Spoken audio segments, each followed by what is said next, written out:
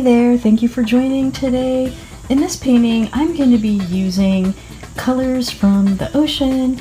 I love the ocean, I love the beach, and this presentation is part of a collaboration hosted by Aishu of Aishu's Crafty Kids Club. Thank you, Aishu darling, for putting on another wonderful collaboration. Most of the colors that I'm using are leftover paints that I have used in other paintings, and I just selected the ones that fit the ocean color theme. And so we have a variety of blues and that copper, and these colors I actually mixed up fresh. So I added the midnight blue, the bright copper, and the true blue to extend my palette just a little bit. So those were my fresh colors. And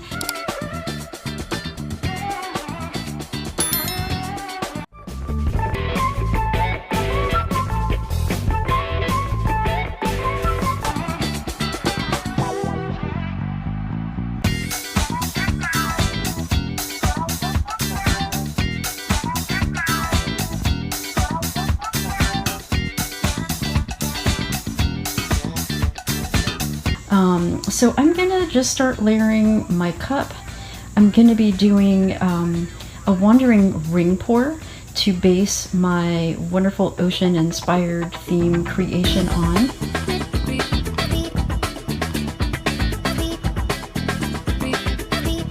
Speed this up a little bit so you can see the layering of this cup, but in a little bit more of a sped up fashion, just to make it a little bit more interesting and to keep it moving, okay?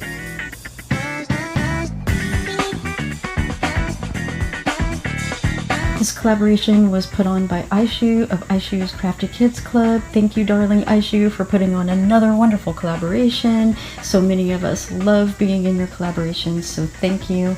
And before me was Donna of It's Art by Donna, and thank you, Donna, for that wonderful introduction. Hugs and kisses to you. And coming up after me is going to be Allison of Resin Creations with Allison, so be sure you check out her wonderful contribution to this amazing collaboration as well.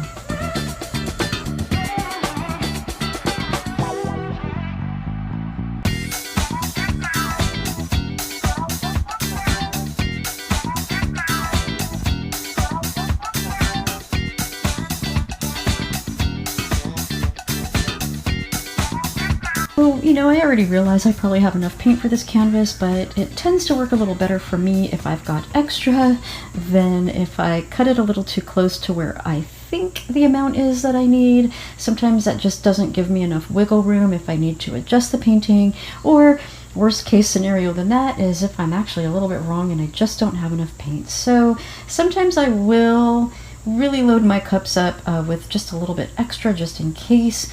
And I always tend to have small canvases around, so if I have enough extra, well, then I could always make a little painting with that too.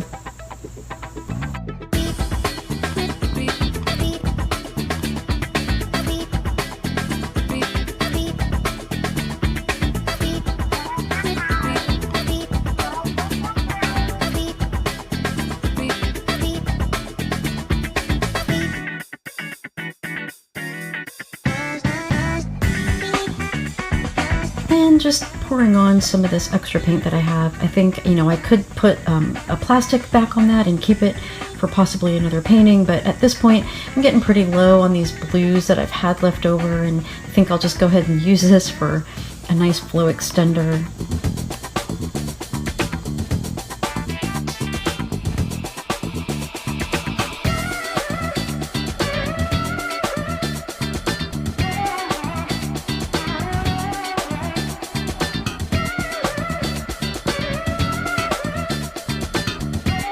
Here we get ready to do this wandering ring pour. Look at how pretty that is. I love watching the paint flow out of the cup. Let me know if you love that too. I know many of you do, because I say that so many times, especially when I'm doing some type of ring pour. That's one of my favorite things to watch come out of a cup. And look at that, there's all kinds of neat cells and things already taking place. So I'm just gonna kind of shift this a little bit.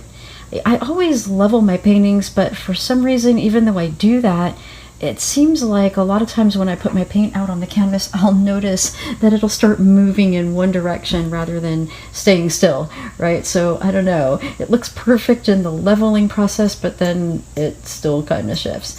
But anyway, you can see that there's a lot of wonderful cells starting to pop through. Look at all those interesting little blue little dotty cells kind of toward that lower right hand corner. That's kind of unexpected and interesting. So I'm really liking watching the development of the paint. And of course, I'm tilting really slowly. So my paint consistencies here was just a tiny bit thinner than what I normally would use for a ring pour, but I sometimes will use a slightly thinner consistency like what I'm using here. I don't necessarily have a rhyme or reason for that, but sometimes I do. But this is a little thinner, so I have to be just a little bit more careful in how I tilt in order to maintain my cells and my lines a little bit better. If I tilt this too quickly with a little bit thinner of a consistency, then there's more chance of losing some of those wonderful formations. I realized that I was out of frame a little bit, so sorry about that, but at least you can still kind of get the idea of the angles and the speeds in which I'm tilting. And of course in a moment you'll see what this looks like. So I'm really liking those dark blue kind of cells that are sort of going in a line. That's really unusual. It's not the caterpillar thing, which a lot of people don't like when that happens. So it's not that. Like, these are bona fide cells, but they're kind of in a row.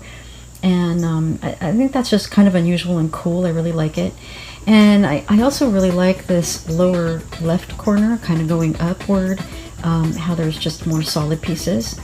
It just gives a different, different look throughout the painting.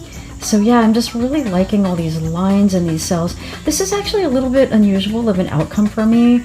My work tends to look a little different than this, but I do like this, and I could see how a lot of people might like a painting like this, even maybe more than some of the outcomes I normally get.